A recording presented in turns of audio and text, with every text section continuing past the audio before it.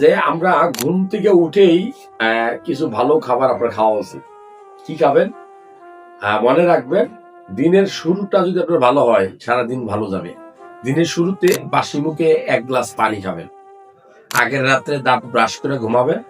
সকালবেলা মুখের ভিতরে যে লালা জমে থাকবে, এগুলো যদি পানির সাথে আপনি খেয়ে ফেলেন, লালাতে পাচক রস থাকে, গ্যাস্ট্রিক থেকে আপনি দূরে থাকবেন। বলা হয় ৩৬ রকম রোগ থেকে আপনি দূরে থাকবেন, এটা গবেষণা বলে। নাম্বার 1 পানি খাবেন বাসি মুখে। নাম্বার 2 আপনি আগের রাত্রে ছোলা ভিজিয়ে রাখতে পারেন, সেটা সকালে খাবেন, কাঁচা ছোলা। আপনি আগের রাত্রে কাঠবাদাম ৪-৫টা ভিজিয়ে রাখতে পারেন, সকালবেলা খাবেন। ভিজিয়ে খেলে গ্যাস ফর্ম হয় কম। আগের রাত্রে কিসমিস ভিজিয়ে রাখতে পারেন, সেটাও সকালবেলা খেতে পারেন।